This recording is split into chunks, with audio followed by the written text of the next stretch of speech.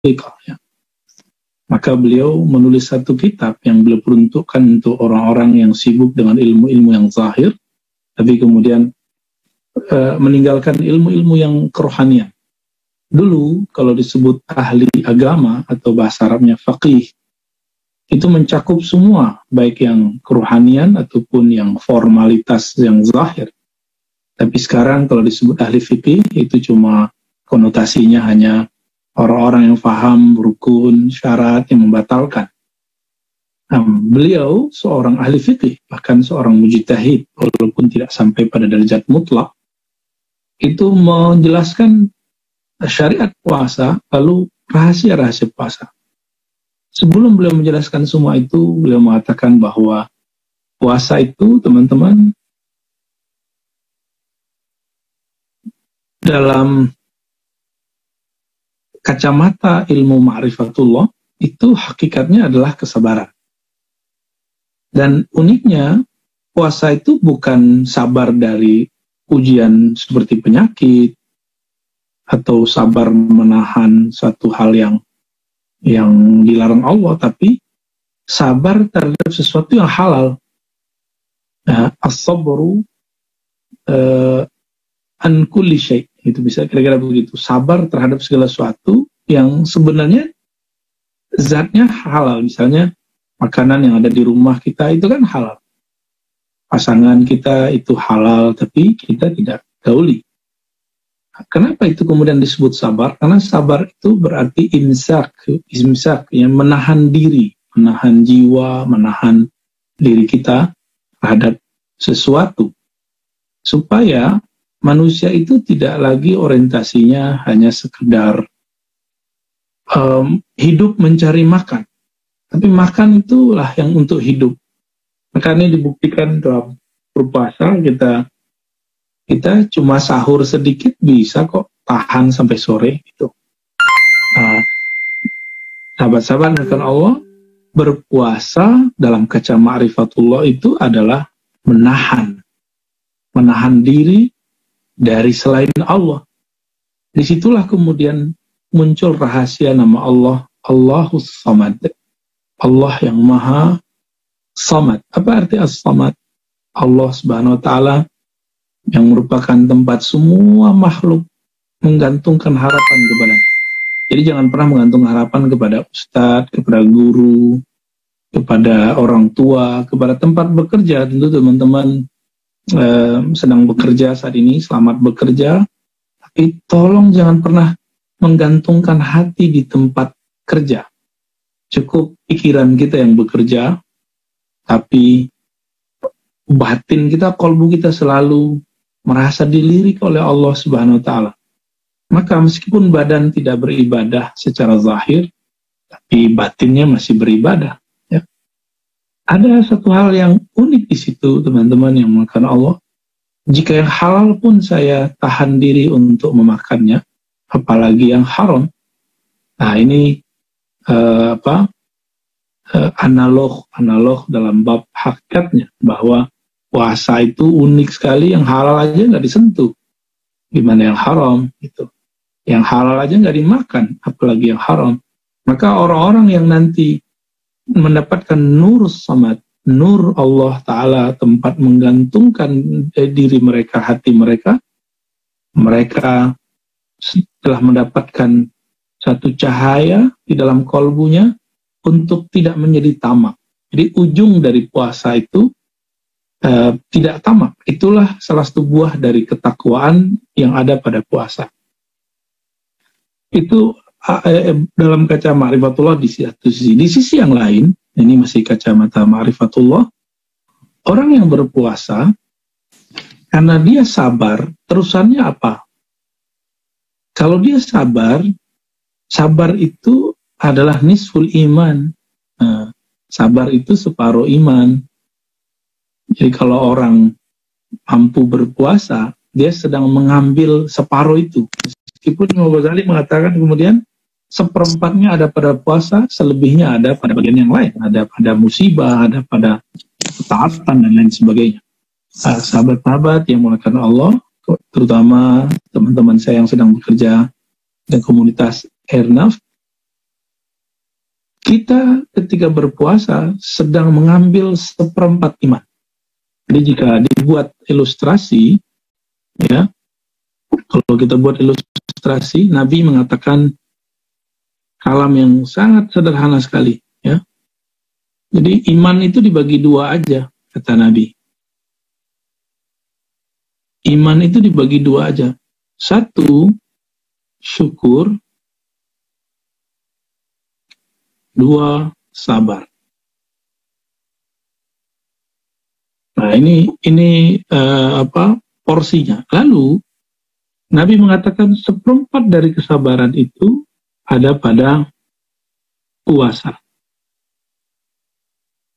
Ya. 1/4 dari kesabaran itu ada puasa. Dan 1/4, ini tidak disebutkan, tapi ada hadisnya. At-ta'imus syakir, orang-orang yang makan dan bersyukur, tentu di luar puasa atau ketika berbuka, ya. Dia makan lalu dia bersyukur. Itu sama dengan orang yang berpuasa dan bersabar. Jadi puasa itu 1/4-nya iman, gitu ya. Ini kan 1/4 ini. Bersyukur dengan makan itu juga 1/4. Makanya di dalam anjuran sunnah berpuasa, makruh kalau sudah azan, sudah terbenam matahari, lalu kita mengundur takjilul iftar, menyegerakan berbuka, ya. Jadi kita dianjurkan untuk menyegerakan berbuka. Nah, sahabat-sahabat yang dimuliakan Allah, ini kacamata lain daripada kalau kita melihat apa itu puasa. Jadi kalau kita buat sebuah ungkapan, as-sabru rubu'ul iman. Sabar itu adalah 1/4 iman. Itu dia. Nah, kalau sudah dapat 1/4, wah ini sudah gede sekali. 1/4 itu sudah sangat besar, ya. Sangat-sangat besar sekali. Nah, Nabi SAW mengatakan, nah, orang-orang yang sabar, di dalam surat Az-Zumar misalnya ada lafaz innama yuwaffas sabiruna ajrahum bighairi hisab. Jadi orang-orang yang sabar itu nggak ada batasnya, ya Bapak Ibu, teman-teman semua. Jadi kalau orang nanya ada nggak batas sabarnya, nggak ada. Sabarnya apa batasnya kalau kamu sudah nggak kuat aja, gitu. Dalam Al-Quran surat Az-Zumar, innama yuwaffas sabiruna ajrahum bighairi hisab. Orang-orang yang berpuasa itu hanyalah dapat dibalas dengan hisab yang tanpa batas, ya. Jadi ajar dalam bahasa Arab itu diterjemahkan balasan, ya. Balasan. Nah, balasannya kalau kita sebut bahasa anak-anak sekarang unlimited. Ya. Tak terhingga, tak terbatas. Kenapa? Karena dia sabarnya tidak terbatas. Dan apa yang unik di situ? Ternyata Allah menyebut dirinya sabur. Kalau tulis bahasa Arabnya begini, as-sabur, ya. Jadi Allah menyebut dirinya sabur. Sabur itu lebih daripada sabir. Allah kan innallaha ma'as sabirin. Allah bersama orang yang sabirin. Sabirin, ya. Sabirin itu orang yang sabar biasa aja. Kalau sabur sangat penyabar. Jadi sabur ini sangat penyabar. Coba Allah itu memberi setiap hari, memberi nikmat setiap hari, tapi setiap saat juga orang durhaka kepada Allah. Bahkan tidak sedikit orang berprasangka kepada Allah. Bahkan masih ada yang mengatakan Allah tidak adil, gitu. Ya, maka kesabaran Allah itu tidak ada batasnya. Maka disebut Allah itu sabur, dan saburnya dalam. Maka digunakan waw, ya, mubalaghah yang menunjukkan sangat-sangat dalam kesabaran Allah. Allah kalau nggak penyabar kayak kita sama teman kita, jadi kalau kayak kita sama teman, kita sama kawan-kawan, tersinggung dikit, balas. Marah dikit, melawan. Tapi lain dengan Allah Subhanahu wa Ta'ala, ini Yang ini yang kemudian turun pada orang-orang yang sabar. Makanya kemudian dalam hadis yang sering saya sampaikan juga bahwa kalau ada orang ngajak tengkar, jadi dalam hadis itu ngajak tengkar. Terus yang kedua caci maki. Apa kata kita? Maaf, saya sedang sabar gitu. Jadi ini dipotong dengan saya sedang puasa. Apa maksud puasa di situ? Saya sedang sabar. Saya tidak mau bertengkar, saya tidak mau caci maki. Kenapa? Karena saya sedang berpuasa. Dan Nabi mengatakan, jika kamu sedang berpuasa, lalu ada orang ngajakmu bertengkar, caci maki, falyakul inni shaim. Katakan aku sedang bersabar. Dengan cara apa? Puasa. Itu. Sabar apa di situ? Puasa apa di situ? Itu puasa daripada emosi. Maka orang-orang yang puasa itu disebut sabirin. Dan orang-orang yang sabirin itu bersama Allah. Makanya ada ayat, innallaha ma'as sabirin. Nah, inilah thariqat paling dekat kepada Allah, jalan paling dekat kepada Allah. Jadi untuk menjadi ahlullah ini nggak mesti belajar aneh-aneh ya. Belajar yang kayak gini sudah cukup. Sudah thariqat kepada Allah ini. Sabirin. Ya. Sesungguhnya Allah, ini kalau diterjemahnya, sesungguhnya Allah ma'a ini artinya bersama. Sabirin, orang-orang yang sabar. Orang yang sabar, ya. Sabarnya sekali aja, aktor itu akan mencari aib orang, akan mengajak orang-orang untuk menyinggung kita. Ini hati-hati teman-teman, jangan pernah terpancing. Jangan pernah terpancing, mau di jalan, lagi di motor, lagi di atas mobil, lagi di kendaraan, lagi bekerja, jangan pernah tersinggung. Ya. Dan Allah pasti bersama kita. Bayangkan sang pemilik alam semesta membersamai kita. Kalau ma'a ini kan bersama, nggak berpisah. Dan tentu karena Allah bukanlah benda, kebersamaannya bukan kebersamaan materi. Kebersamaannya hanya Allah yang tahu hakikatnya. Nah, inilah yang disebut dalam bahasa tasawuf. Saya dulu pernah belajar sampai sekarang masih mengamalkannya, Naqsyabandiyah dan Qadiriyah, ya, begitu juga Syaziliyah. Ada yang disebut ma'iyah. Ma'iyah, ya. Nah, ini diambil dari lafaz ini. Ya, diambil dari lafaz ma'iyah. Apa arti ma'iyah? Kebersamaan dengan Allah Subhanahu wa taala. Kalau kita sudah bersama Allah, ngapain kita kemudian sibuk dengan membalas emosi kita gitu, membalas ketersinggungan kita? Kalau orang tahu bagaimana indahnya bersama Allah, indahnya hidup bersama Allah, maka mau berapa aja orang benci bagi dia tidak masalah, ya. Mau berapa saja orang kemudian menyampaikan ujaran yang isinya dendam, kesumat, dia tidak akan membalas. Inilah yang disebut sabirin, ya. Dan teman-teman, sahabat-sahabat Allah, inilah makomnya Nabi SAW. Nabi itu sangat penyabar sekali. Nah, Nabi itu abdus sabur. Nah, jadi Allah ini kan sabur. Allah Subhanahu wa taala menamakan dirinya sabur. As-sabur, ya. Allah yang sabur, yang maha penyabar. Maka Allah menurunkan cahaya kesabaran itu mutlak sempurna kepada Nabi Muhammad sallallahu alaihi wasallam. Ya. Nabi Muhammad inilah yang disebut Abdus Sabur, ya. Hamba yang sangat penyabar. Hamba Allah yang maha penyabar. Jadi semua Asmaul Husna itu nama Nabi, tinggal ditambahin belakangnya Abdus Sabur, abad, ya. Begitu dahsyat Rasulullah SAW, beliau sangat penyabar, ya. Sabar di rumah tangganya, sabar di ngajar murid-muridnya. Jadi beliau itu ngajarin orang Arab Badui, aduh, Masya Allah. Arab Badui itu masuk masjid nyelonong, ya. Terus bilang nggak manggil ya Rasulullah, manggil ya Muhammad. Nabi senyum-senyum aja. Nabi senang kalau orang Badui datang meskipun cuma nyapanya ya koplak lah ya, orang-orangnya lucu-lucu lah. Tiba-tiba sebelum pulang ninggalin jejak, mipisin masjid dulu gitu. Nabi sabar. Tapi yang nggak sabar ini sahabat-sahabat Nabi. Sahabat-sahabat udah mau ambil pentungan, mau ngambil alat pukul, lalu mau mukul Arab Badui ini. Tapi Nabi mengatakan da'hu, biarkan dia.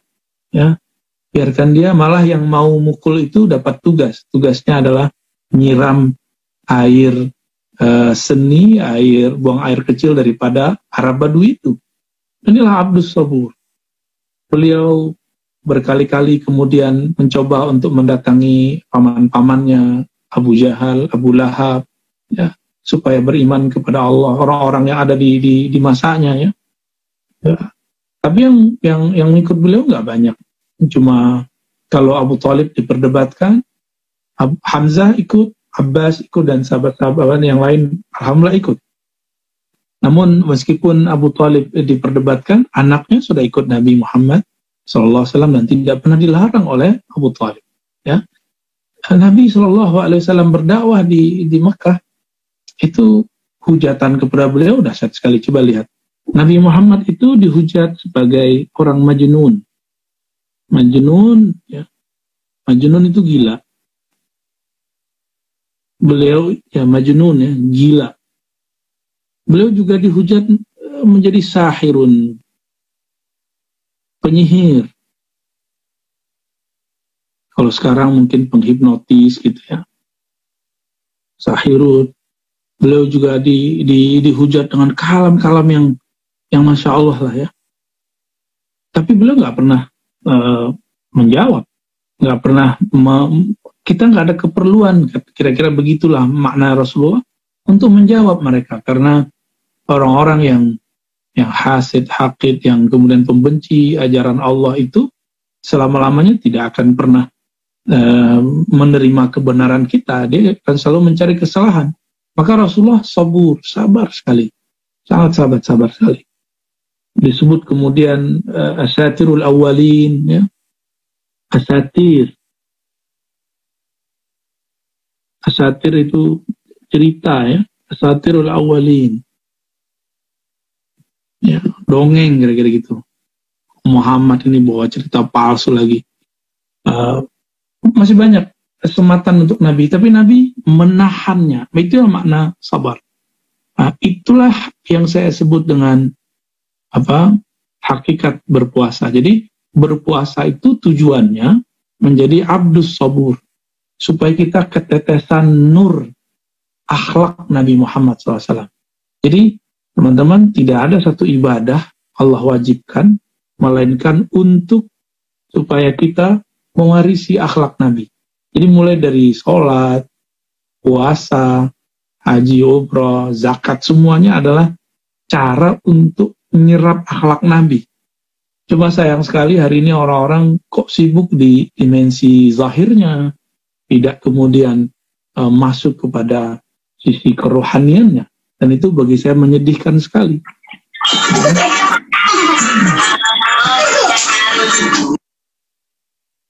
Baik. Yang begini kita juga harus sabar ya. Sabar.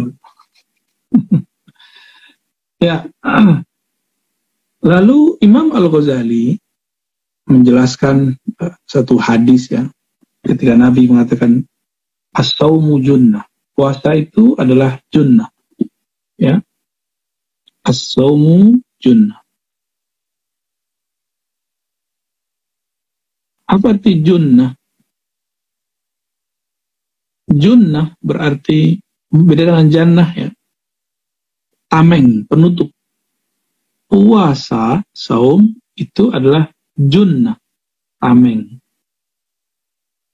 Penghalang ya. Penghalang apa? Penghalang semua organ tubuh dan organ batin manusia supaya tidak terjebak kepada rafas dan jahal. Maka Nabi mengatakan, idza kana yaumu saumi ahadikum ya fala yarfus wala yajhal. supaya tidak ngapain, penghalang daripada rofas. Bahasa Arabnya rofas. Apa arti rofas? Berkata kotor, ngata-ngatain orang, ya, membicarakan orang. Coba mulai dari puasa ini nggak ngomongin orang aja, ya. Sebulan ini deh, kalau udah biasa nanti akan sampai ke luar puasa, insya Allah nanti akan keterusan. Dan yang kedua, dia jahil, ya, jahal, ya, berbuat kejahilan, konyol gitu. Banyak hari ini yang banyak sudah kita lihat kejahilan itu. Mau di masa Rasulullah yang berbuat kejahilan itu, maka mereka disebut ke orang-orang jahiliyah. Itu bukan berarti mereka orang bodoh. Logika-logikanya menjadi nggak oke. Dan itu banyak terjadi hari ini. Maka orang-orang ini perlu ritual thariqat siam, ya, jalan puasa, supaya kejahilan dan kotoran itu bersih. Jadi kotoran ini dibersihkan, ditahan, kalau bisa dihancurkan, sehingga yang di dalam diri kita keluarnya apa, itu tergantung yang di dalamnya.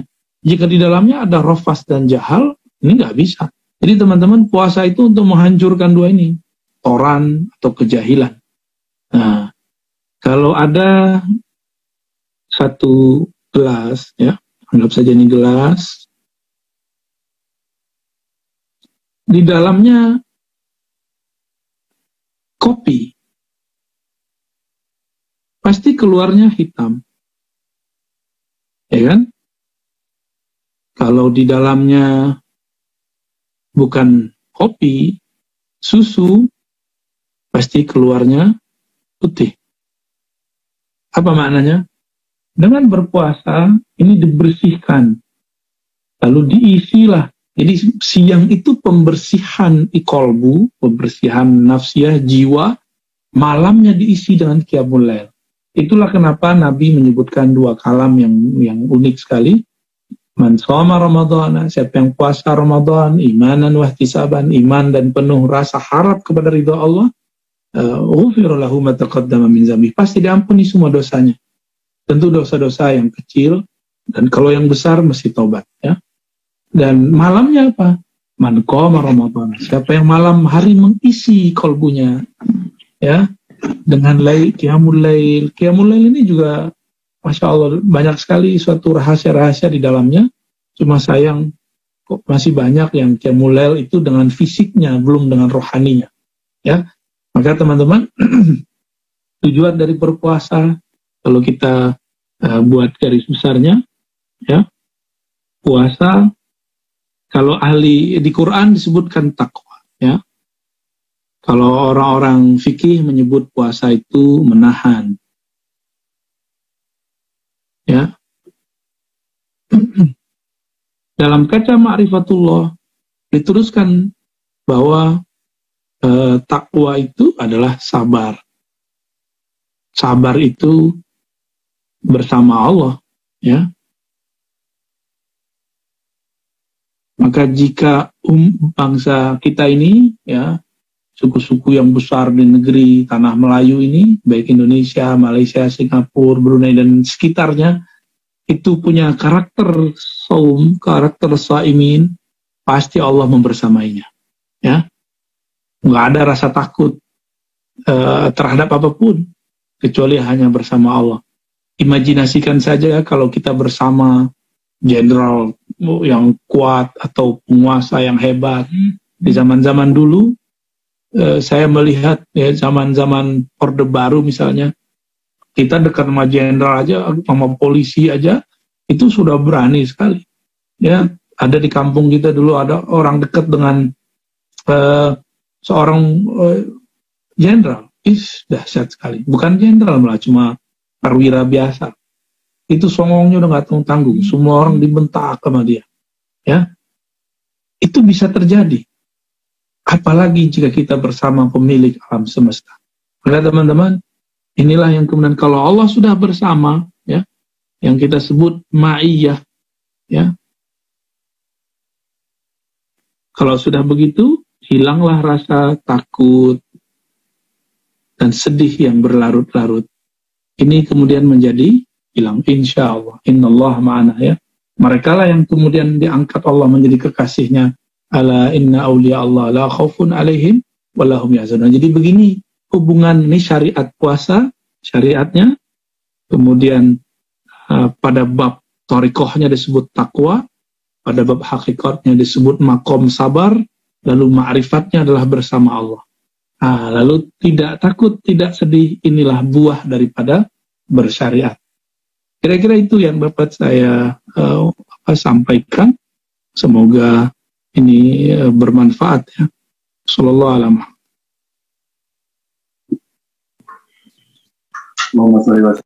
Terima kasih ya Al-Razi atas tausiah yang disampaikan pada pagi hari ini. Secara umum dapat saya sampaikan bahwa hakikat puasa yang disampaikan Buya intinya adalah tentang bersabar. Dan dari bersabar itu kalau menuju takwa itu tidak bisa langsung, karena dari bersabar itu kita harus hayati dulu bahwa dengan bersabar kita bisa bersama Allah. Innallaha ma'as-sabirin. Apa namanya? Setelah kita meyakini bahwa kita bersama Allah, takwa yang sebenarnya. Untuk teman-teman sekalian, silakan kami buka sesi pertama, 3 pertanyaan. Mohon disebutkan nama dan asalnya untuk kemudian menyampaikan pertanyaannya. Kami persilahkan. Assalamualaikum. Waalaikumsalam. Silakan Pak Ahmad. Ahmad Murtada, Ustaz. Ya. Terima kasih. Assalamualaikum warahmatullahi wabarakatuh. Waalaikumsalam. Pertama-tama saya mengucapkan terima kasih kepada Airnaf yang memperbolehkan kami, walaupun bukan anggota atau pekerja dari Airnaf, memberikan kesempatan kami pada mengikuti kajian Buya Ar-Raji Hashim. Yang pertama.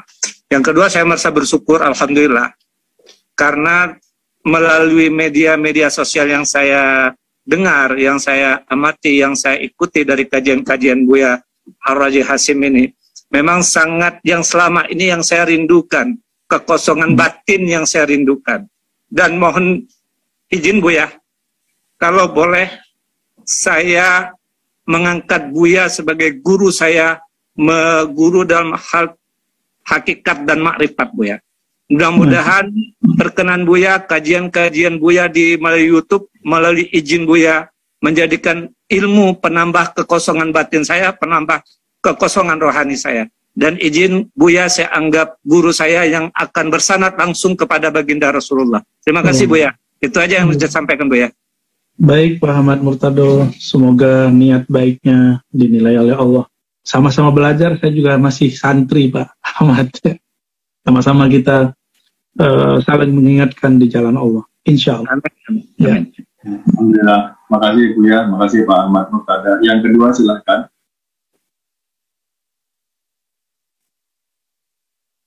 Assalamualaikum warahmatullahi wabarakatuh. Rudi, Buya dari Pangkal Pinang. Iya Pak Rudi, silakan Pak Rudi. Ya, alhamdulillah ini kita bersyukur pada Allah Subhanahu Wa Taala hari ini, ya terutama saya bertemu langsung, bertatap muka langsung dengan Buya. Tadi pembahasan tadi Buya yang disampaikan, mungkin saya kenalkan dulu, saya Rudi Kusriyadi di Pangkal Pinang.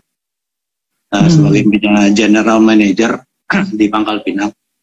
Jadi karyawan. Tadi yang diterangkan oleh Buya mengenai ma'iyah. Jadi memang cita-cita setiap insan ya, setiap yang bercita-cita ingin dekat dengan Allah, ingin makrifat kepada Allah. Memang nah ini saya sebagai karyawan, walaupun nanti sekitar 4 tahun lagi saya akan pensiun, ini bagaimana Ustadz untuk Buya untuk mendapatkan ma'iyah tersebut gitu, untuk mendapatkan makrifat tersebut. Memang selama ini saya mengaji pun tidak ada guru khusus, masih mengaji di masjid-masjid, masih Ini tidak khusus lah, tidak ilmu dasar di pendidikan, banyaknya rata-rata umum. Nah ini bagaimana Buya boleh menerangkan kami sebagai karyawan yang kesibukannya dari pagi jam 8 sampai sore berkantor, dan kalau malam pun kalau ada tugas kita kerjakan.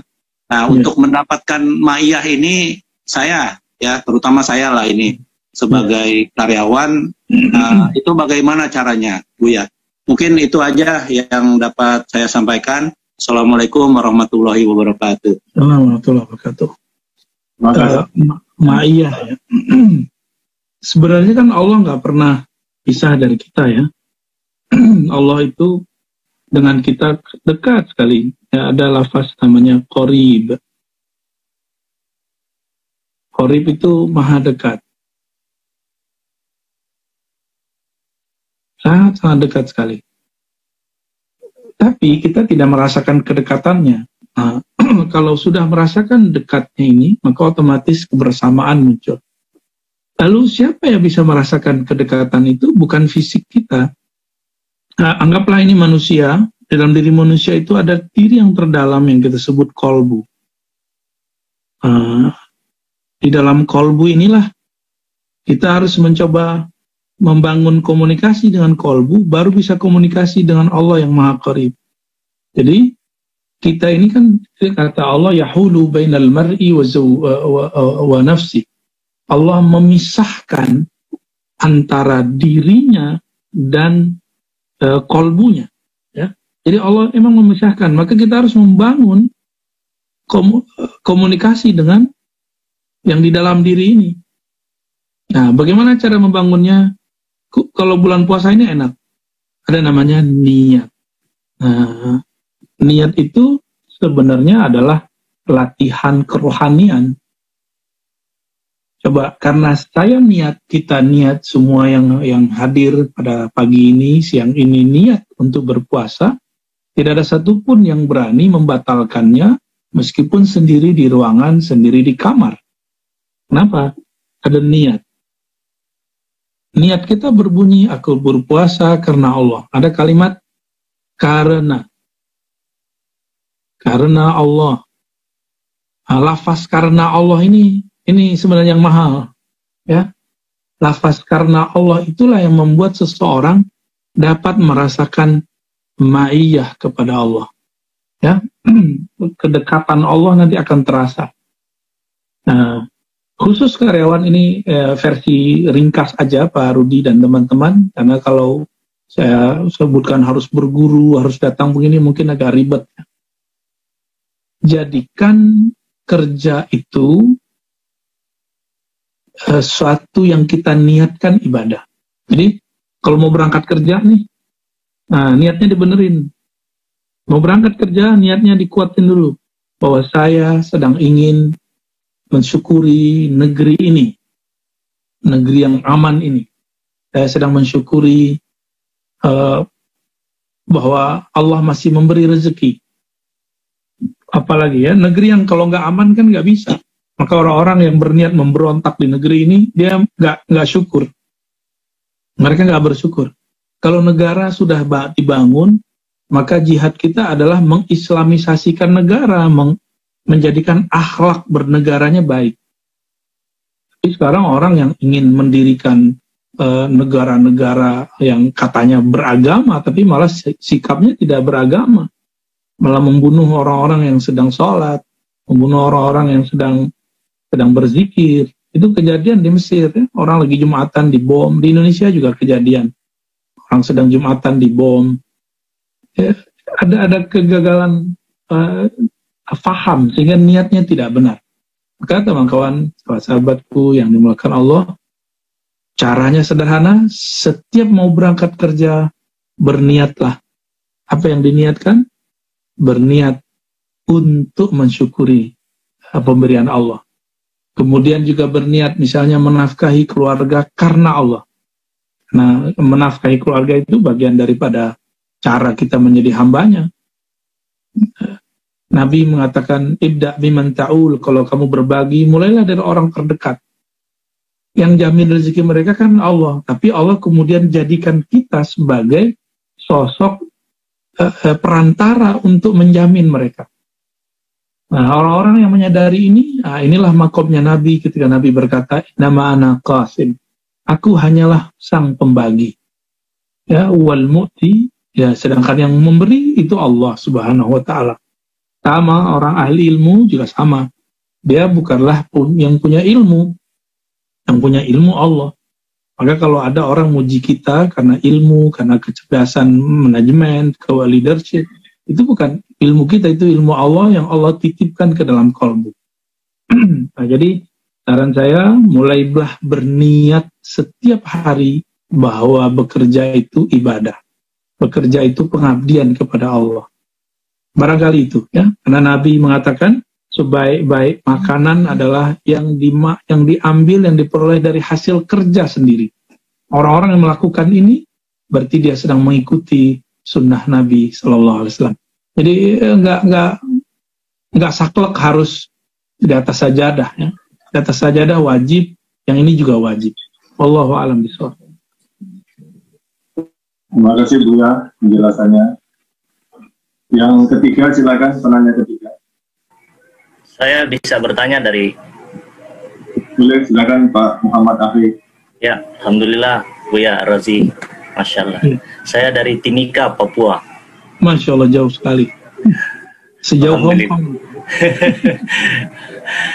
Alhamdulillah, Buya. Saya mau bertanya masalah antara ikhtiar dan tawakal. Seperti kita sudah pahami bahwasanya suasana dan keadaan ini adalah milik Allah. Yeah. Nah, terus apabila kita beranjak untuk kerja, misalnya masuk kantor, lalu ini bentuk ikhtiar kita. Nah, dalam ikhtiar kita ini terjadi kesalahan, misalnya terjadi korupsi atau telat dalam pekerjaan atau kesalahan-kesalahan yang bisa mendatangkan maksiat kepada Allah. Yang saya ingin tanyakan, kan tadi pokoknya adalah suasana dan keadaan adalah milik Allah. Nah, terus terjadinya kesalahan tadi dalam ikhtiar kita, apakah ini masih kehendak Allah menggunakan diri kita ini untuk bermaksiat kepadanya? Atau hawa nafsu kita, begitu Buya? Bagaimana dalam akidahnya ini? Bagus. Ya, saya pakai ilustrasi aja. Adakah di dunia, di alam semesta, segala sesuatu terjadi tanpa izin Allah? Dan tidak ada. Maka semuanya ini takdir. Jadi semua yang ada di alam ini takdir semua. Kita buat ilustrasi. Jadi semua yang terjadi di alam itu kehendak Allah. Kalau ada kehendak selain kehendak Allah, berarti ada Tuhan selain Allah. Jadi mulai dari awal kita hidup sampai kita mati nanti. Saya buat ilustrasi beginilah ya. Apapun yang terjadi di sini, dimanapun itu semuanya adalah kehendak Allah Subhanahu wa Ta'ala. Nah, kehendak Allah ini ada yang atasnya saya sebut ini takdir baik. Ada yang di bawah saya sebut takdir buruk. Ini ilustrasi aja ya. Kalau pertanyaannya tadi tentang maksiat, lawannya kan taat. Nah, ini kalau kita turunkan, di sini ada taat. Berarti di sini ada dosa. Dua-duanya takdir, betul dua-duanya takdir, tapi jangan salah paham. Meskipun semuanya takdir, bukan berarti kita harus jadi fatalis. Ingat, fatalis itu nggak boleh. Fatalis dalam bahasa akidahnya disebut Jabariyah. Ya, kaum serba takdir. Jadi apa-apa nyalain Allah gitu. Saya kan maksiat takdir Allah, bukan begitu ya. Itu Jabariyah. Orang-orang ahlus sunnah itu jauh dari fatalis. Ahlus sunnah itu orang-orang yang menjaga adabnya kepada Allah. Taat itu tidak boleh menambah rasa jumawa, merasa sok suci. Jadi ketika saya ditakdirkan taat, saya nggak boleh merasa sok suci, gitu maksudnya. Ketika ditakdirkan dosa, maksiat, nggak boleh putus asa. Jadi mau taat, mau dosa, apalagi senang, susah, ini kan sama. Orang waktu senang dia kadang lupa diri, dia nganggap dirinya yang senang, dia yang mencapai kebahagiaan ini, dia lah yang selama ini usaha. Ketika susah dia salahin Allah, saya udah sholat kok, saya udah puasa, udah haji, udah umroh kok masih susah. Kan mirip-mirip. Bedanya taat ini zahirnya, batinnya belum. Dosa itu kan zahirnya. Nah, kita coba lihat, ada orang taat batinnya, zahirnya, tapi batinnya dia maksiat. Dia taat secara zahir, tapi batinnya riya, dan dosa. Ada orang-orang yang terjebak dosa, tapi karena dia kenal Allah, dia tahu bahwa ini semua diatur oleh Allah, maka dia cepat kembali kepada Allah. Nah, sama, jadi mereka ini cepat memilih takdir baik. Memilih kemudian takdir baik. Jadi jangan lama-lama terpuruk di takdir yang buruk. Kita kan boleh memilih. Nah, Sayyidina Umar ketika ditanya, kenapa engkau melarikan diri dari virus taun? Apa jawabannya? Kami berpindah dari satu takdir ke takdir yang lain. Jadi Allah itu kasih kita hak untuk memilih takdir. Dalam bahasa agama, dalam bahasa akidah disebut dengan kasab. Atau tadi disebut ikhtiar ya. Kasab bahasa Arabnya atau ikhtiar. Ikhtiar juga bahasa Arab loh. Kasab itu usaha, ikhtiar itu pilihan. Usaha ataupun pilihan. Jadi teman-teman yang melakukan Allah, tidak ada satupun yang terjadi di alam semesta kecuali dengan izinnya. Tinggal nanti kita batinnya kemana gitu. Karena Allah yang Allah pandang batin kita. Merasa sucikah dengan taat tadi, atau merasa putus asakah terjebak maksiat, atau cepat kembali kepada Allah Subhanahu wa Ta'ala. Barangkali itu ya. Allah alam bisawab. Makasih Ustaz. Berikutnya mungkin langsung satu berikutnya 3 penanya. Jadi mungkin nanti langsung dari Buya Razi menjawab secara bersamaan. Siapa tahu ada pertanyaan yang saling berhubungan. Mungkin pertanyaan dari chat aja. Silakan. Dari Akbar di Makassar, yang nomor 1, yang nomor 2 David Aprian, dan yang nomor 3 Aryo Sutejo. Pak Akbar dari Makassar, silakan. Ya, terima kasih. Assalamualaikum warahmatullahi wabarakatuh. Terima kasih atas kesempatan diberikan. Buya, mohon izin, alhamdulillah akhirnya saya bisa berbicara meskipun secara tidak tatap muka dengan beliau. Saya sebagai pengagum beliau lah, sudah lama Buya ya. Saya perkenalkan dulu, Akbar dari Makassar Buya, dan terima kasih untuk Airnaf Indonesia memfasilitasi adanya kajian ini. Pertanyaan saya begini Buya, semua orang kan mencintai Nabiullah Muhammad SAW. Pertanyaan saya, bagaimana caranya Buya agar Nabi itu cinta kepada kita, bukan kita yang mencintai Nabi? Gitu kira-kira Bu. Assalamualaikum warahmatullahi wabarakatuh. Waalaikumsalam. Yang kedua Pak David Aprian, silakan. Dari mana?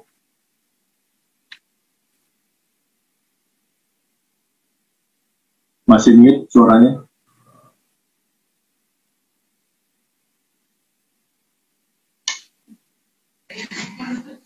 Pak David, silakan. Assalamualaikum warahmatullahi wabarakatuh. Perkenalkan, saya dari Kabupaten Bekasi, Kecamatan Setu. Izin bertanya Buya. Ya.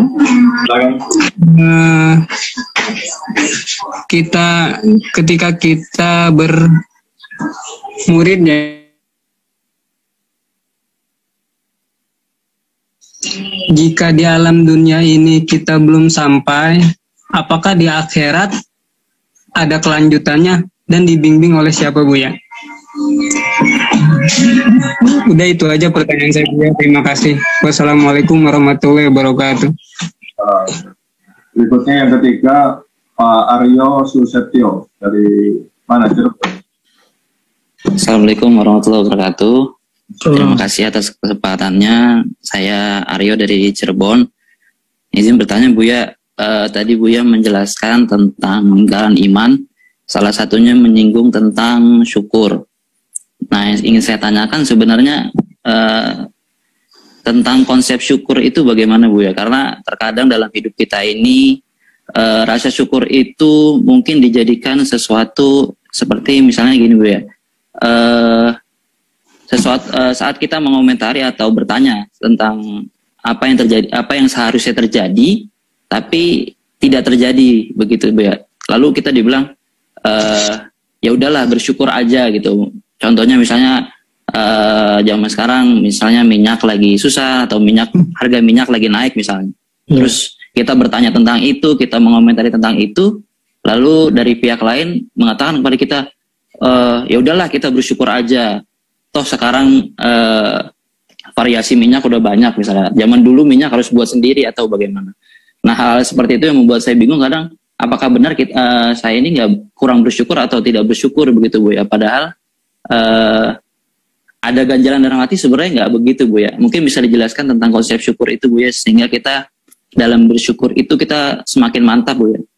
Terima kasih Bu ya. Baik, terima kasih tiga penanya Bu ya. Kami persilakan.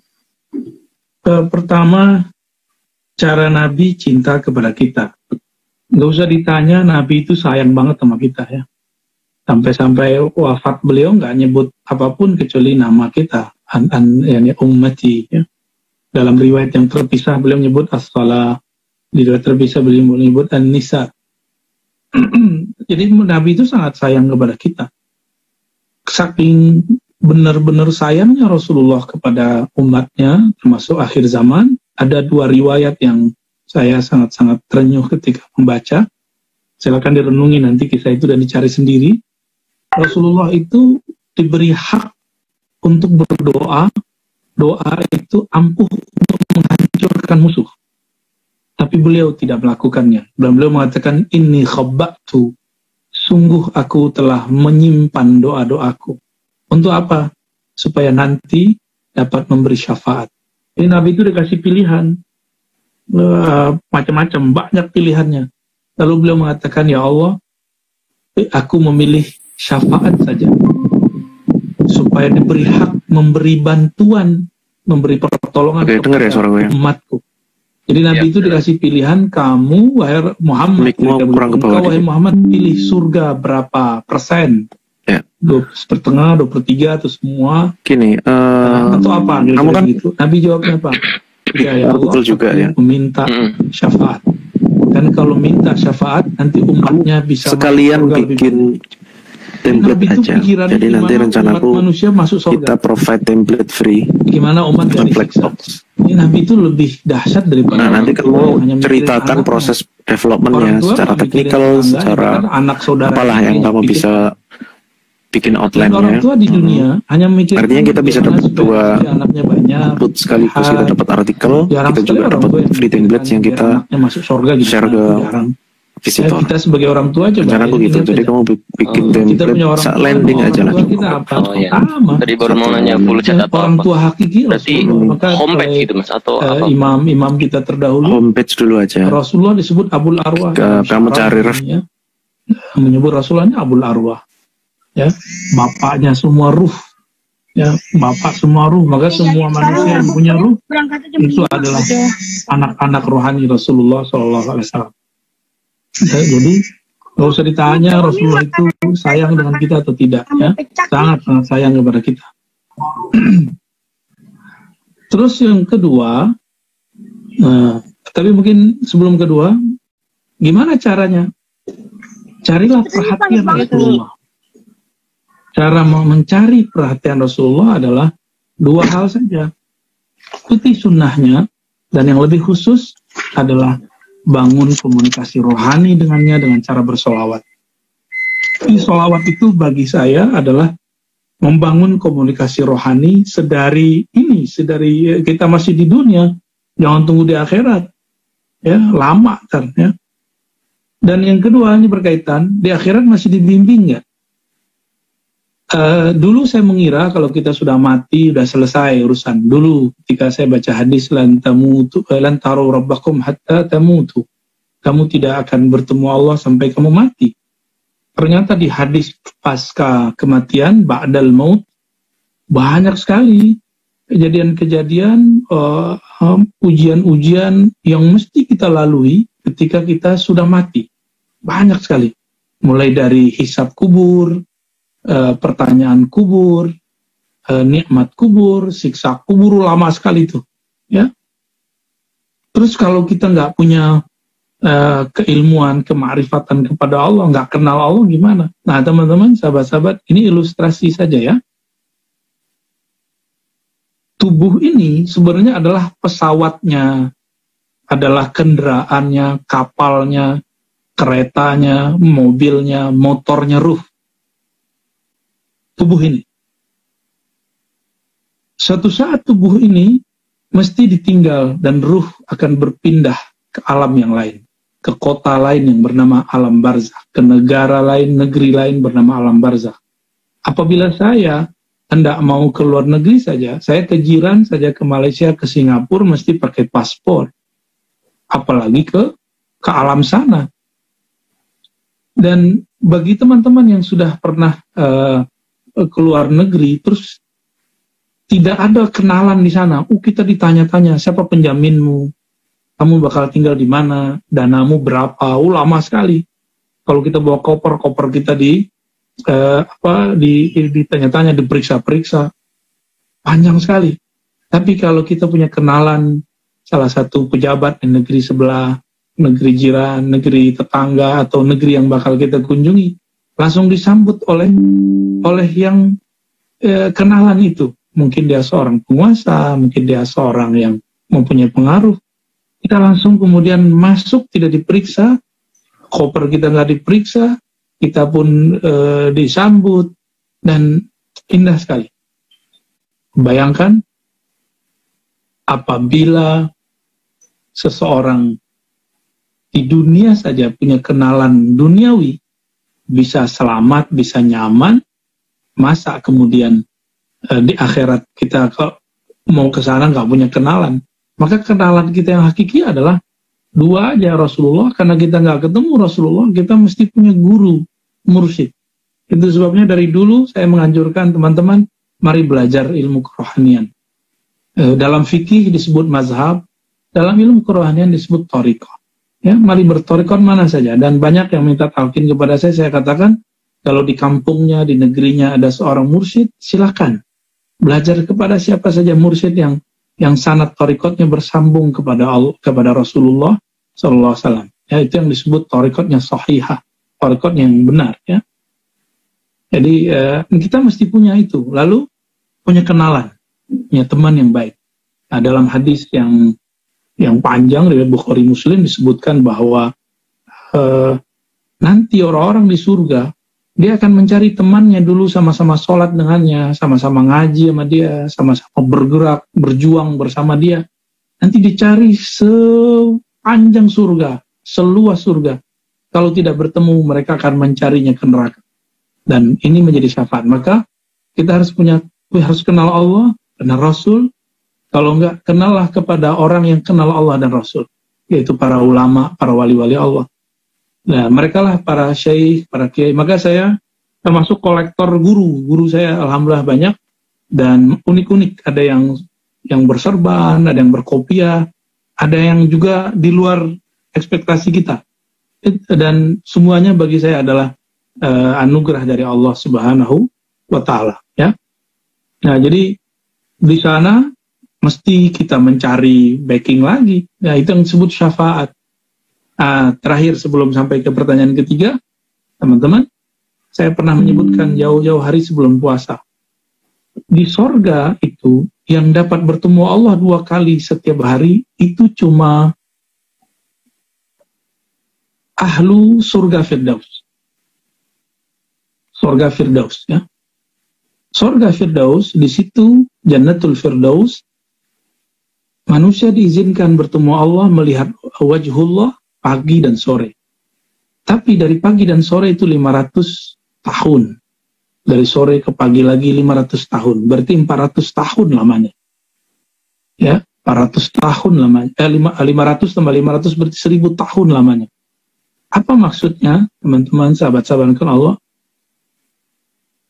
Ahli surga menunggu selama 500 tahun itu lama sekali. Dan mereka akan rindu kepada Allah. Di saat itulah mereka kemudian ingin mencari sosok Rasulullah. Bagaimana caranya biar memandang Allahnya lebih sering. Maka kemudian ada nikmat-nikmat surga. Itu adalah cara untuk menawar, ya, atau cara untuk melawan kerinduan itu. Jadi kenikmatan surga itu, kita masuk surga bukan karena surganya. Tapi karena di surga itu kita bisa bertemu Rasulullah. Kalau bertemu Rasulullah kita nanti bisa sering-sering memandang wajah Allah Subhanahu wa Ta'ala. Ya, jadi nanti kita cari Rasulullah lagi. Emang mudah cari Rasulullah? Enggak mudah. Sekarang mau ketemu kiai aja sulit. Ya, mau ketemu pejabat aja sulit. Mau ketemu Habib Fulan aja sulit. Ya, udah diundang aja kadang-kadang nggak ketemu. Ya,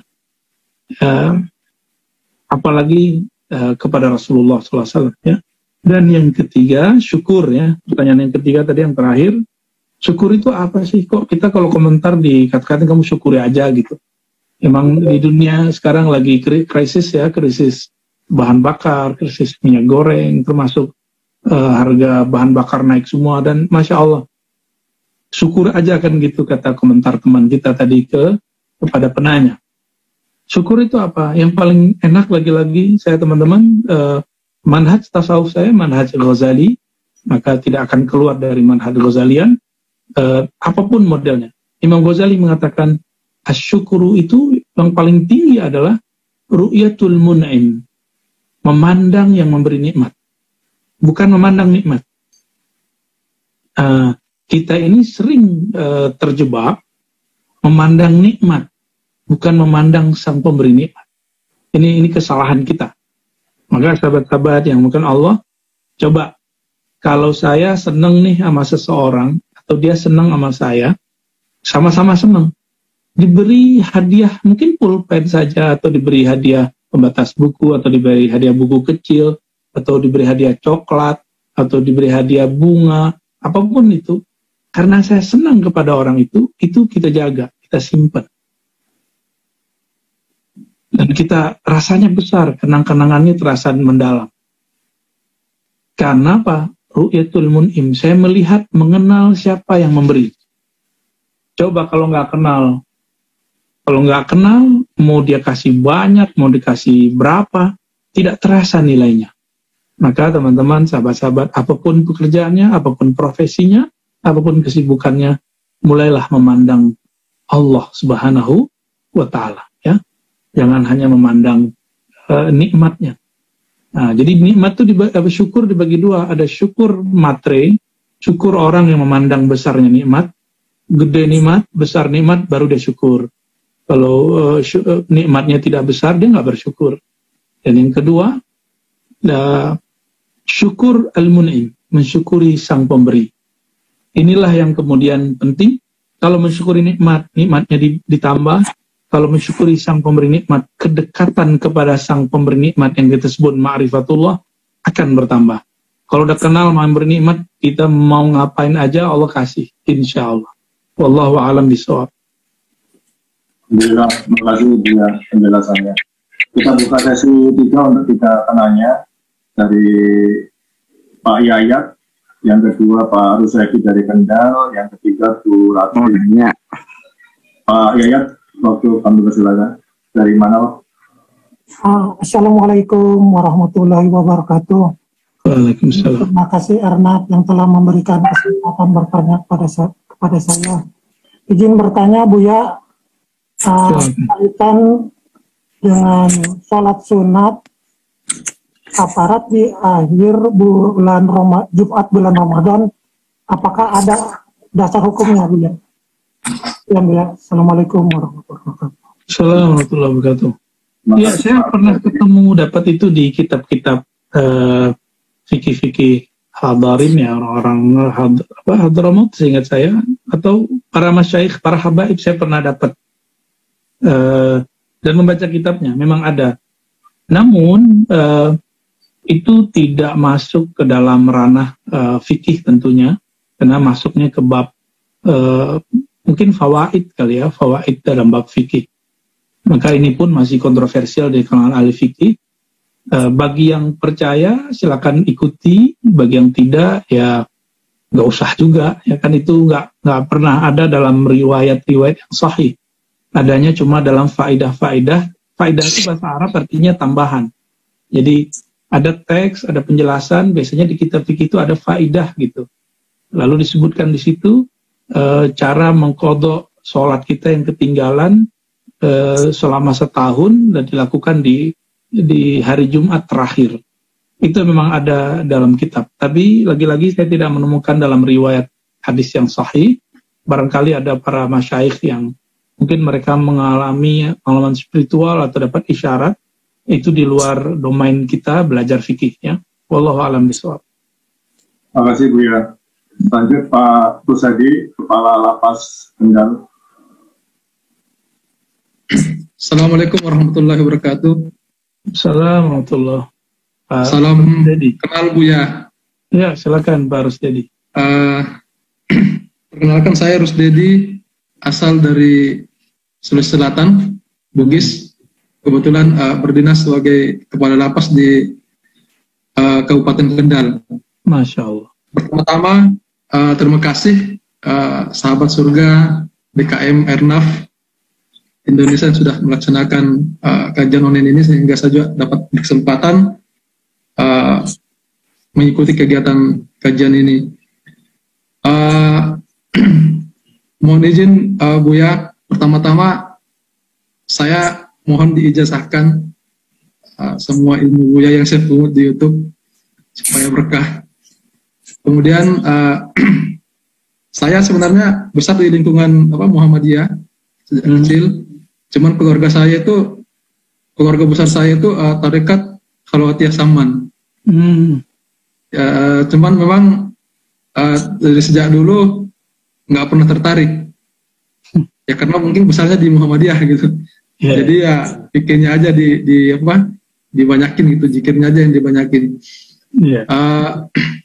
Setelah mengikuti kajian-kajian Buya ini, saya baru dapat gitu. Ternyata memang harus bertarekah gitu kan. Cuman setelah paham itu, saya tanya keluarga, mursyidnya itu udah pada meninggal, Buya. Ya mudah-mudahan nanti bisa bertemu langsung dengan Buya.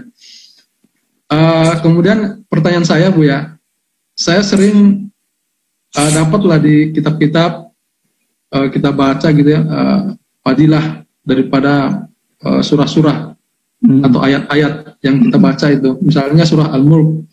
Di situ dikatakan bahwa yang setiap malam membaca surah Al-Mulk pada saat meninggal nanti akan didatangi oleh surat Al-Mulk itu di dalam kuburnya. Ini dari banyak kajian Buya saya ini sambung-sambungkan gitu, apakah memang ayat-ayat itu punya ruh juga Buya? Oke. Amalan itu apakah juga punya ruh? Apakah itu makhluk juga? Karena memang semua amalan-amalan yang saya pelajari, yang saya amalkan gitu, memang selama ini nggak punya guru, cuman yang baca-baca aja gitu terus diamalkan. Tapi saya terus terang merasakan gitu. Artinya apalagi dalam dinas, berhadapan dengan orang yang keras, berhadapan dengan teroris, berhadapan dengan orang-orang yang inilah, yang berdarah dingin gitu. Tapi alhamdulillah dari berbagai perjalanan saya, kurang lebih sudah hampir 20 tahun berdinas sebagai pegawai penjara. Satu aja sebenarnya, sering saya minta kalau misalnya terjadi kerusuhan atau apapun itu, saya hanya minta ya Allah temani, ya Allah temani saya gitu. Itu aja, kalau sudah yakin insya Allah tidak akan terjadi apa-apa. Saya pernah pada saat kerusuhan isi sekitar di Salemba waktu itu sekitar hampir 3.000 orang. Ya. Saya masuk di tengah-tengah sendiri gitu. Terbatas kita kan ya napinya yang tadinya emosional gitu bisa redam gitu, tidak emosionalnya ini. Jadi itu yang saya rasakan. Makanya muncul pertanyaan saya, apakah memang ayat-ayat Allah itu juga punya ruh gitu yang bisa baik. Terima kasih. Jadi dia mau ditahan dulu, kita lanjutkan 2 penanya lagi biar jadi satu sesi. Bu Ratri dan Pak Farhan Jamil dari Ernaf. Bu Ratri silakan.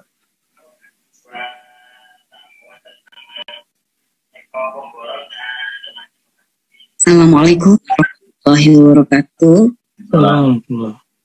Terima kasih kepada Ernaf yang sudah memfasilitasi ini. Mohon izin bertanya, Bu ya. Silakan, Mbak Ratri. Ya. Saya pernah mendengar bahwa ini menyambung tentang kesabaran. Iya. Bagaimana cara adab yang baik tentang berdoa dalam kesabaran? Karena ada yang pernah bilang jangan minta sabar. Kalau minta sabar nanti diuji terus kayak gitu. Jadi duduk berdoanya seperti apa sementara kita harus ikhlas menerima semua apa yang sudah menjadi takdir suratan dari Allah SWT. Maka harus kita mempunyai sifat sabar. Mohon pencerahannya Bu ya. Terima kasih banyak. Assalamualaikum warahmatullahi wabarakatuh.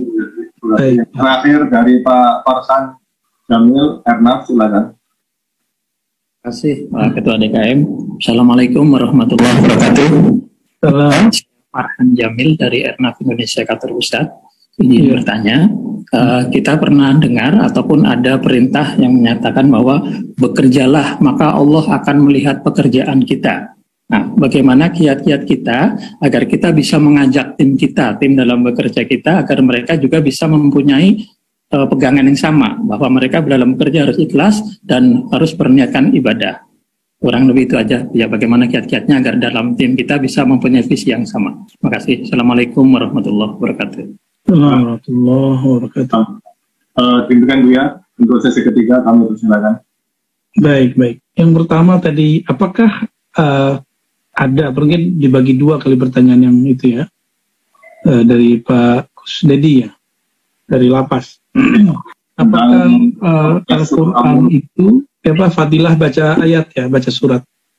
Perlu disadari bahwa fadilah membaca surat tertentu, hadis-hadisnya tidak banyak yang sahih, kebanyakan dhaif bahkan palsu.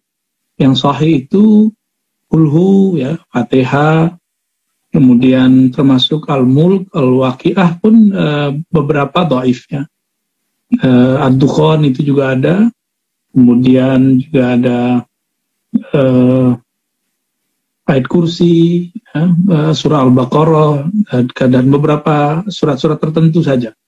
Dan itu sudah ada kajiannya tentang hadis-hadis yang sahih seputar keutamaan surat-surat tertentu.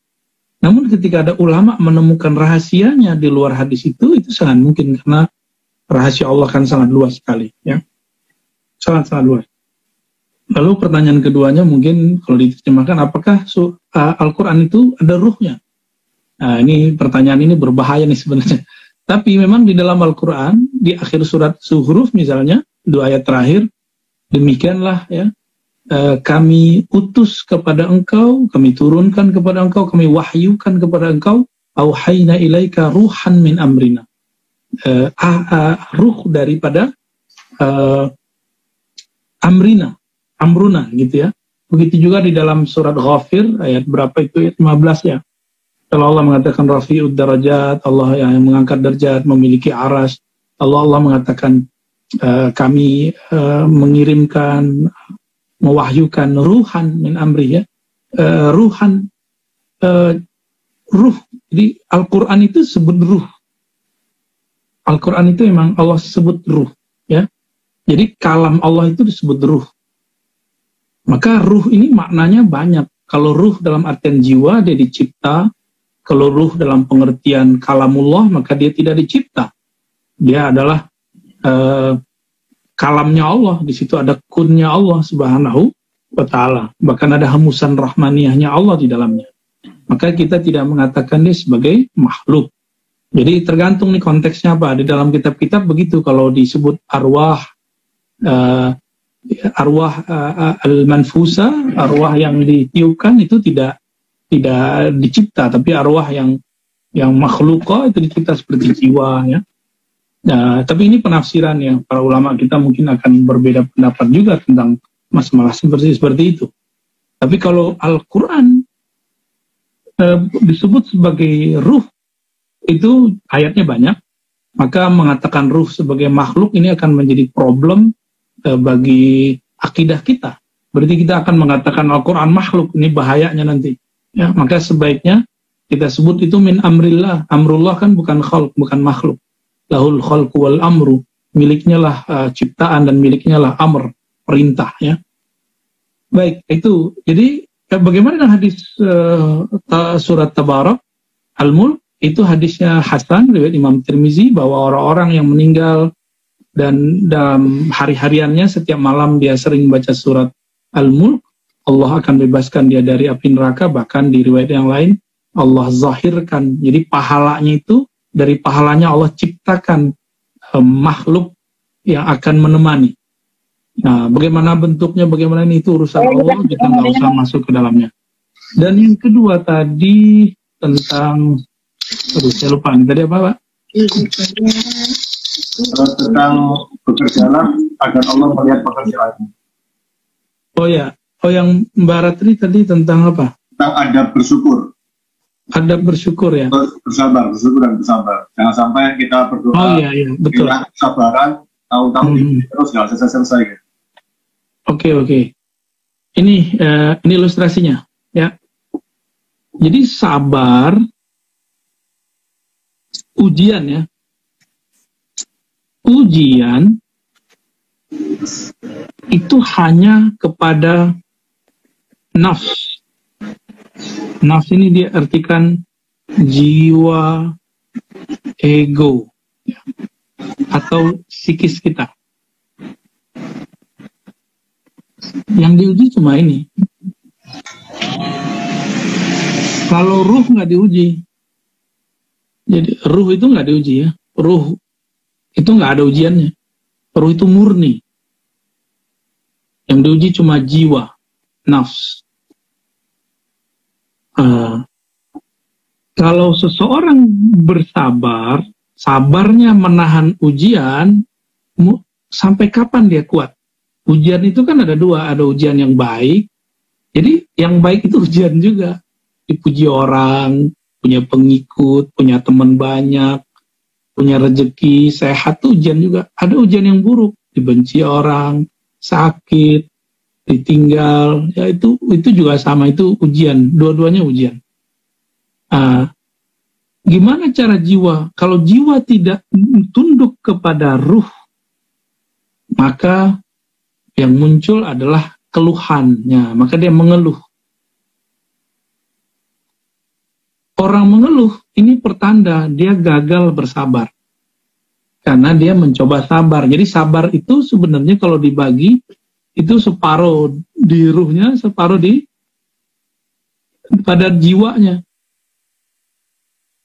Nah, yang murni pada ruh itu cuma ikhlas. Ikhlas itu kan artinya melepas sisi ego, sisi jiwa. Itu bahasa Arab, ikhlas itu. Ikhlas itu adalah ketulusan, kemurnian, sehingga tidak ada lagi bagian-bagian jiwa, ego. Itu kan masih ngomong, saya kan udah sholat, saya kan udah zikir, kenapa masih Allah uji? Ya justru karena masih hidup Allah uji. Jadi teman-teman, selama kita masih hidup, kita akan diuji. Ujiannya bisa baik, ya, bisa hal-hal yang baik, bisa hal yang buruk, ya. Masa maunya diuji sama yang baik-baik doang, nggak mau diuji sama yang buruk-buruk? Masa mau dipuji doang, nggak mau kemudian dicaci? Masa cuma mau punya teman tapi kemudian nggak ridho kalau temannya pergi? Ini kan suka-suka jiwa. Ini jiwa ini memang egonya dahsyat. Semuanya suka-suka aja. Nah, ini yang akan dihantam dengan ujian. Jadi ujian itu adalah cara supaya nafs ini lepas. Justru ruhnya nanti yang akan mengatur nafsnya, bukan nafs mengatur ruh. Barangkali itu. Jadi itu barangkali makna daripada kenapa sebaiknya ikhlas saja. Kalau sabar, bagus sabar, tapi kita nggak kuat. Sabar itu mungkin kita ada batasnya. Itu Mbak Ratri ya. Mengenai bagaimana caranya kita dengan karyawan kita supaya mereka punya etos kerja yang oke gitu ya. Kalau yang tadi itu kan surat Taubah ayat 105 ya. Wa qul i'malu fasayarallahu a'malakum wa rasuluhu wal mu'minun ya. Ayat 105. Jadi ini namanya muraqabah. Muraqabah. Ini dalam TKN ya, dan Naqsyabandiyah Khalidiyah, di Syaziliyah, di tarekat-tarekat lain semuanya ini ada. Termasuk Samaniyah Khalwatiyah tadi yang keluarganya Pak Kusnedi ya. Itu semua mengajarkan muraqabah. Apa arti muraqabah? Muraqabah berarti merasa diawasi oleh Allah. Ya. Merasa diawasi. Nah, merasa diawasi itu ada dua. Karena jamal itu keindahan, kebaikan, kelembutan. Jadi orangnya asik kira-kira gitu. Kalau di dunia kerja saya sebut saya asik deh ya. Wah, pimpinan kita nih asik, semangat kerja. Ada yang jalal. Ini terjemahan bebas ya. Jalal itu keperkasaan, kemuliaan, keindahan, tapi yang di situ ada wibawa. Seorang leader di suatu institusi harus membangun dua ini sekaligus. Jamal, sistem ya, jadi sistem jalal. Ya, kewibawaan itu sehingga ketika kita hadir mereka kemudian hormat. Nah, apa caranya? Dengan cara membuat ya semacam peraturan yang ketat, kemudian siapapun yang melanggar dia harus diberi sanksi, tapi jangan berlebihan. Jamal isinya rahmah. Rahmat, kasih sayang ya. Kita juga harus menampilkan sisi kasih sayang kepada makhluk, kepada tim kita bekerja. Dan ini jangan hanya urusan formalitas. Ketika ada yang sakit, ketika ada hal-hal yang sederhana kita sapa mereka. Nah, ini harus dibangun.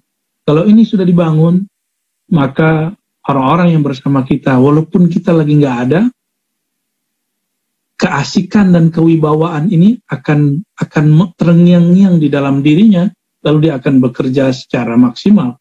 Tapi kalau yang kita bangun cuma sistem yang zahir, buat CCTV, laporan, itu bikin beban aja itu, ya. Buat fingerprint segala macam, ya itu sistem sih bagus. Tapi kan masa manusia diatur sama robot, diatur sama sistem-sistem seperti itu. Maka teman-teman, sahabat-sahabat Allah, siapapun yang jadi leader di komunitasnya, di institusinya, mari bangun jalaliyah dan jamaliyah dan minta kepada Allah. Ini yang punya jalal kan Allah, yang punya jamal Allah. Minta kepadanya, semoga Allah kemudian memberikannya ya kepada kita semua. Wallahu a'lam bishawab. Alhamdulillah. Terima kasih Buya. Kita buka sesi terakhir untuk tanya jawab. 3 penanya juga. Pak Muhammad Wirobin, kemudian Pak Robi Hadi Kalimantan Tengah ini sudah di chat, dan Pak Dedi Agam. Pak Wirobin silakan.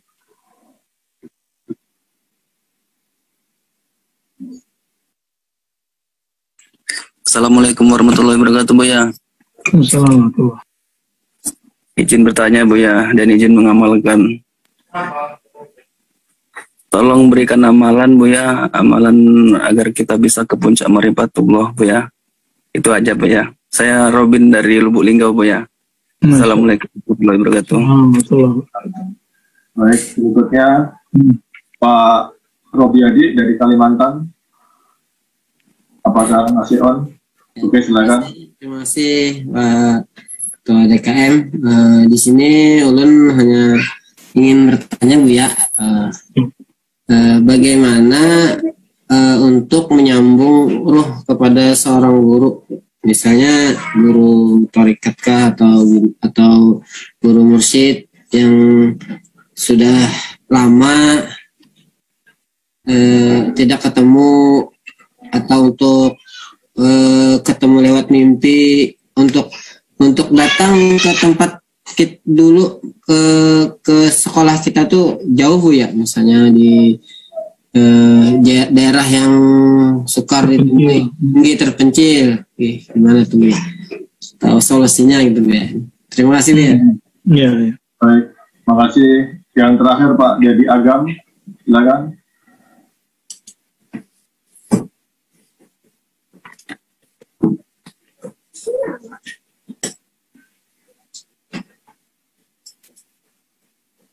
Pak Dedi Agam, ada kendala?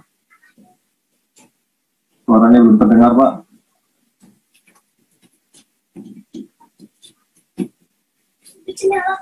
Oke, mungkin bisa ditulis di chat aja, Pak Dedi. Karena suaranya tidak terdengar. Lanjut terakhir, Pak Ramadan Asgar.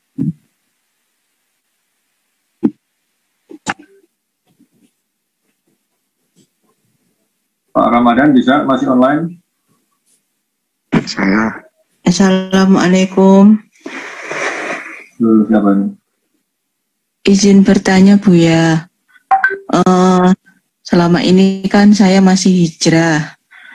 Dulu kan ya masih belum paham agama-agama apa yang harus dianut. Nah saya masih bingung. Ini kan agama Islam sekarang kan bermacam-macam. Ada yang aliran Muhammadiyah, ada yang aliran NU lah. Keluarga saya kan semua bermacam aliran NU, cuman masih belum memahami sunnah-sunnah gitu loh Bu ya. Nah saya masih bingung, saya kayak dianggap asing gitu di keluarga. Nah gimana caranya supaya kita bisa diterima di keluarga kita kalau kita mengikuti sunnah ya.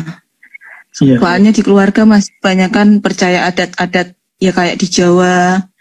Ya mereka semua keluarga NU cuman belum paham sunnah-sunnah gitu loh Bu ya. Itu aja Bu ya. Mohon pencerahannya. Baik. Wassalamualaikum warahmatullahi wabarakatuh. Terima kasih, dipersilakan Bu ya. Baik, yang pertama tadi cara cepat ma'rifat. Waduh, udah nggak sabaran ya. Saya ketika melihat seperti ini kan kasihan, nggak sabar ya. Ketika kita mulai buka kajian ma'rifatul ruh, banyak yang ngamuk-ngamuk ya. Banyak yang nggak sepakat juga. Tapi di sisi lain banyak masyarakat yang sudah mulai jenuh ya. Dari dulu kajian fikih, mulu orientasinya fikih oriented. Nah, ya tapi memang begitulah. Sederhana aja, cara cepat ma'rifat adalah mengenal pintunya. Pintu ma'rifatullah adalah Rasulullah. Maka kita harus mengenali tidak hanya sunnah yang zahir dari Nabi, yaitu fikih, amalan-amalan zahir, tapi juga harus mengenal amal kolbunya Nabi. Kolbu Nabi itu apa sebenarnya isinya? Nah inilah yang ada dalam Ihya Ulumuddin jilid keempat yang disebut Munjiat. Ya, silakan nanti dicari ya bagian terakhir dari Ulumuddin tentang Munjiat, penyelamat. Itu isinya adalah sifat-sifat Rasulullah Sallallahu Alaihi Wasallam. Mulai dari keikhlasan, kesabaran, tawadu dan lain sebagainya ya. Jadi cara cepat ma'rifat mengenal pintunya adalah Rasulullah. Dan pintu Rasulullah adalah sahabat-sahabat Nabi. Di antara sahabat Nabi yang Nabi sebut sebagai pintunya adalah Sayyidina Ali.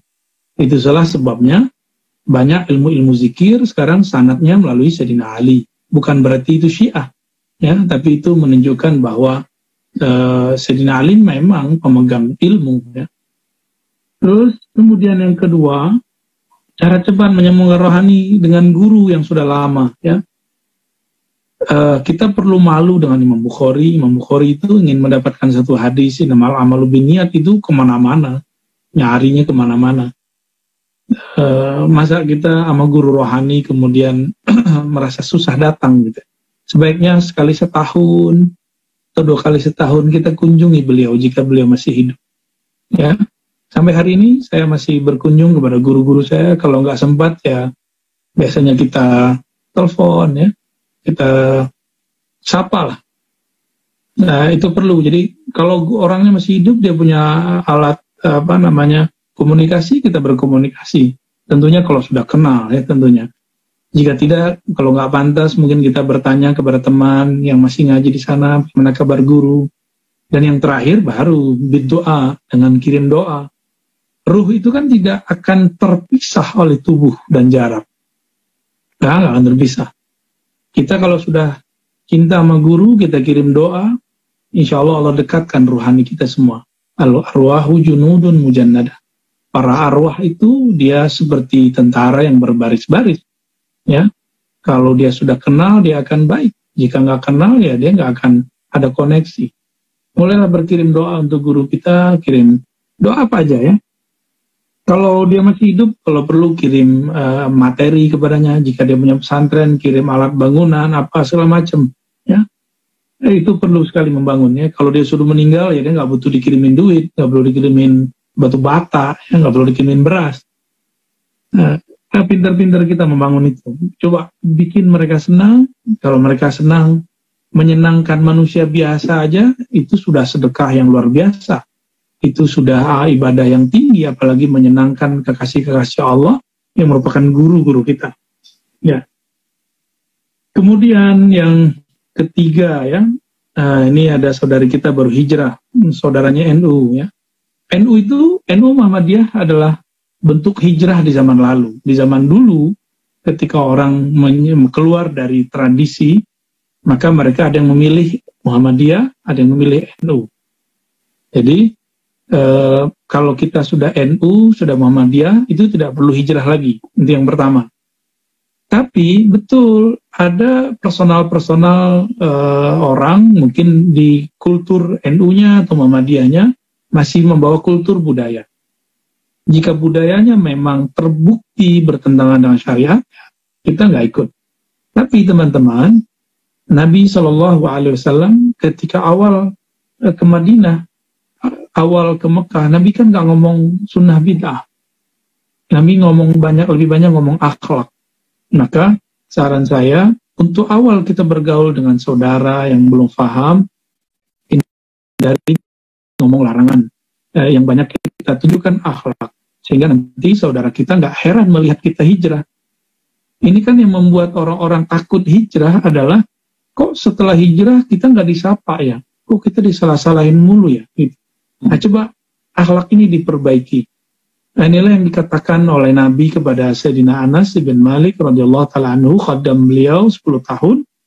Wahai ya gulam, ya bunayya, in istata'ata, in qadarta, jika kamu sanggup untuk tidak menyimpan ghishun, ya. Ghish itu sudah kebencian, bisa tipu daya, bisa makar. Ini hati-hati nih teman-teman. Ini kalam Nabi kepada Sayyidina Anas. Jika engkau sanggup ya Anas untuk tidak menyimpan kebencian, prasangka kepada siapapun, apalagi tadi kita baru hijrah, kemudian saudara kita masih ada dengan budayanya. Coba kemudian kita boleh berbeda dengan mereka, tapi jangan kemudian membangun kebencian dengan mereka. Jangan membangun jarak dengan mereka. Insya Allah dengan begitu hijrah kita tidak akan ditolak. Penampilan kita tidak akan kemudian dipermasalahkan. Justru mereka bilang, oh orang hijrah itu akhlaknya tambah bagus ya. Gitu. Malah begitu ntar. Nah, Nabi kan begitu orangnya. Nabi itu mengatakan, umirtu, aku diperintahkan, an a'budullah wala usyriku bi syai'an, untuk menyembah Allah, wa an asilal arham, dan menyambung jalinan silaturahim, jalinan kasih sayang. Jadi misi kita pertama tauhid, tapi membalut tauhid itu dengan kasih sayang. Dengan begitu insya Allah orang akan memandang, oh begini ya orang kalau hijrah. Orang hijrah itu akhlaknya juga hijrah. Jangan cuma hijrah penampilan, tapi juga hijrahkan akhlak kita semua. Hijrahkan kolbu kepada sifat-sifat yang mulia. Ini harapan saya kepada semua teman-teman yang sedang menjalani perjalanan spiritualnya, ya. Insya Allah bersama kita semua. Ya, wallahu alam bishawab. Amin ya rabbal alamin. Alhamdulillah. Terima kasih Buya, tausiah dan diskusi serta jawaban-jawaban atas berbagai pertanyaan dan keraguan dari jamaah sekalian. Karena waktu yang singkat dan materi yang begitu padat dan sangat luas, sangat sulit bagi kami untuk membuat resumenya. Namun demikian saya coba membuat 3 kesimpulan pada diskusi kita pada pagi hari ini. Yang pertama tentang puasa. Sebagaimana disampaikan oleh Buya Razi bahwa ada 2 hikmah dari puasa. Yang pertama adalah bersabar. Itu kita wujudkan dalam proses kita berpuasa, menahan diri dari yang halal sekalipun, apalagi yang haram. Kemudian yang kedua hikmah puasa adalah bersyukur, yang nanti kita wujudkan pada saat kita berbuka puasa, itu kita mensegerakan puasa, itu adalah bentuk kita mensyukuri nikmat. Dan yang penting dalam mensyukuri nikmat adalah jangan lupa kepada yang memberi nikmat. Dengan demikian kita selalu akan bersama Allah dimanapun kita berada apabila kita mengingat kepada yang memberi nikmat. Kesimpulan yang kedua dalam berdakwah, hendaklah kita mengedepankan kasih sayang. Jangan mengedepankan kepada larangan atau celaan atau kritik yang negatif, tetapi lebih berpositif dan mengedepankan kasih sayang, menunjukkan akhlak yang baik kepada orang lain, sehingga orang lain jatuh hati atau kagum atau senang dengan perbuatan dan tingkah laku kita. Dan yang terakhir terkait dengan kegiatan spiritual atau yang ingin mendalami tarekat, hendaklah untuk mencari guru di tempatnya masing-masing. Namun demikian harus dipastikan guru tersebut mempunyai sanad yang langsung kepada Rasulullah SAW. Untuk hal-hal lain agar bersabar, karena salah satu proses perjalanan rohani adalah sabar itu sendiri. Jadi untuk ma'rifat jangan buru-buru, kira-kira gitulah. Ilmu yang kita timba di level syariat mungkin masih perlu diperbanyak sebelum mencapai ke sana. Demikian 3 kesimpulan yang saya coba rangkai sebagai pengingat kita dari ratusan materi dan kalimat hikmah yang tadi kita dapat dari Buya Razi. Dari saya selaku moderator kami cukupkan, saya kembalikan kepada MC. Kalau ada salah dan katakan yang kurang berkenan kami mohon maaf. Assalamualaikum warahmatullahi wabarakatuh. Waalaikumsalam warahmatullahi wabarakatuh. Warahmatullahi wabarakatuh.